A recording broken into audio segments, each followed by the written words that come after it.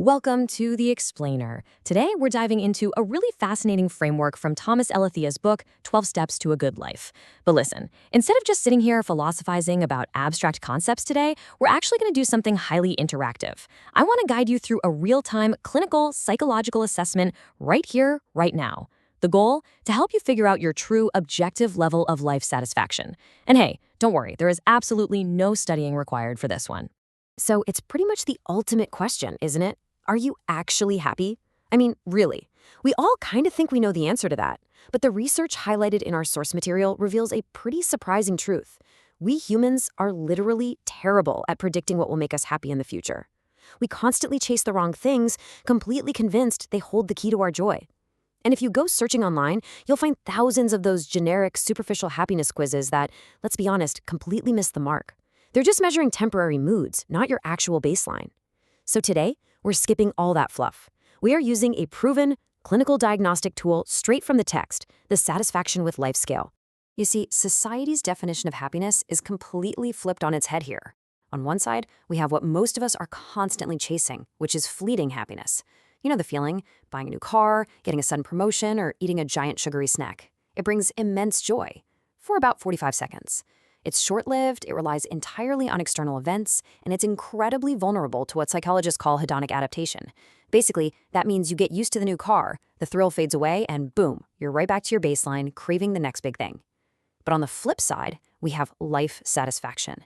This is what the book argues we absolutely should be aiming for. It's that long-term fulfillment grounded in reality. It's an objective condition. Really, it's just a natural byproduct of living your life well, day in and day out.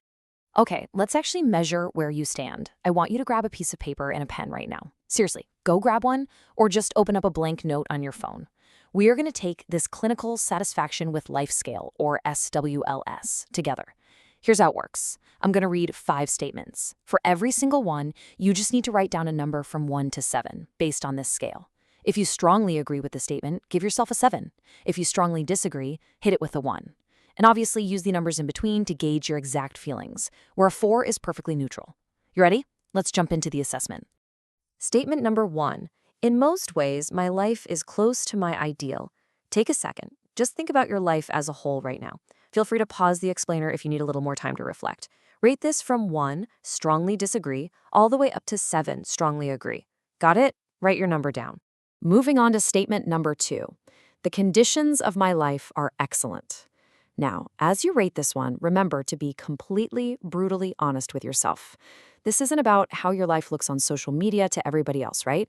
It's about how it genuinely feels to you when you wake up in the morning. Pick your number from 1 to 7. Statement number 3, I am satisfied with my life. Let's keep that steady focus going. Try not to overthink it, honestly. Just go with your initial gut reaction to that sentence. 1 to 7, write it down. Statement number 4, so far, I have gotten the important things I want in life. And hey, just a quick reminder here. This is purely an exercise in objective self-reflection. There is absolutely zero judgment happening. We are literally just gathering data on your current reality, nothing more. All right, the final statement, number 5. If I could live my life over, I would change almost nothing. Rate that from 1 to 7. Okay, awesome. You should now have 5 numbers written down in front of you. I want you to quickly add those 5 numbers up to calculate your total clinical score. So once you've tallied them all up, your final score is going to land somewhere precisely in the range of 5 to 35. Obviously, if you scored a 5, that means you answered 1, strongly disagree, to every single statement. If you scored a 35, well, you gave yourself a perfect 7 across the board. You got your total number? Great. Let's find out what it actually means. Now here is where the rubber really meets the road. Elathea's diagnostic tool takes that numerical score and translates it directly into a specific clinical category. Whether you're in the 30s and highly satisfied, sitting right in the middle, or down in the extremely dissatisfied range, this framework is incredibly effective. Why? Because it pinpoints your exact level of life satisfaction. It shows you with total clarity whether you're on track and just need a few minor tweaks, or if you're due for a major life change. Let's break these tiers down a bit, starting with the upper half. If you scored anywhere between 20 and 35, you're living in the realm of average contentment to highly satisfied. Now, I want to point out something crucial. An average score of 20 to 24, that is actually incredibly normal and healthy for people living in developed nations. It basically means you're generally satisfied, but you naturally recognize there are some areas that need improvement. And if you scored in the high or very high range, the book makes a really vital point. High satisfaction absolutely does not mean complacency. Even people who totally love their lives still face challenges and friction. In fact, those very challenges are usually what provide the motivation and the meaning that keep their satisfaction so high in the first place. Now, let's look at the lower tiers. If your score fell somewhere between 5 and 19, you are experiencing some level of dissatisfaction right now. And please hear me on this. That is a very normal, very human place to be. A score in this range can stem from a sudden acute crisis, like a job loss or a tough breakup. Or it could be the result of a longer-term chronic issue where multiple areas of your life just feel totally misaligned. The author emphasizes very heavily here that if you find yourself in the extremely dissatisfied range, seeking support from friends, family, or professional counselors is not a weakness. Never at all. It's actually a brave, incredibly healthy, and necessary step toward finding your footing again. Okay, so we've got the score, we've done the diagnosis. Now it's time for the path forward, moving from diagnosis to living well. The absolute most crucial point here is this. You cannot pursue happiness directly. It just does not work. It's like trying to catch the wind. The core philosophy of 12 steps to a good life defines true happiness as a natural consequence. It is a byproduct of living well. It happens when you finally stop trying to force the universe to bend to your will, when you stop clinging to this illusion of control and instead align your daily actions with reality, reason, and virtue. Happiness isn't a prize you catch, it's something that naturally ensues when you're busy doing the right things. So, what exactly are those right things? Well, the text gives us a remarkably grounded curriculum for this.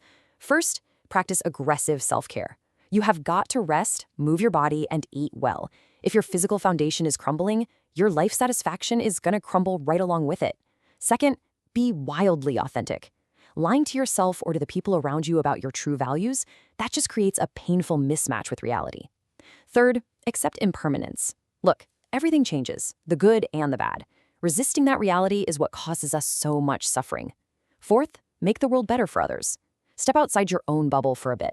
And finally, be grateful. Acknowledge the good stuff that already exists around you right now. Practicing these specific, tangible habits shifts your entire worldview, and over time, it inevitably raises that life satisfaction score. Which brings us to what I think is one of the most powerful, totally paradigm-shifting quotes from the entire book. The most important thing in life is not to be happy. It is to do the right thing. Happiness comes and goes, right? It rises and falls like the tide. But true fulfillment, the kind that actually yields a high score on that satisfaction with life scale year after year, that comes from integrity. It comes from taking absolute responsibility for your own life and stepping bravely into your own personal hero's journey. And that leaves us right here. You have your clinical score, you know exactly where your baseline is today, and more importantly, you know the practical habits required to elevate it. The path is literally laid out right in front of you, but no one else can walk it for you. So take that number you just wrote down, let it ground you in reality, and ask yourself, what will be the next step on your hero's journey? Thanks so much for joining me on The Explainer today, and I'll see you next time.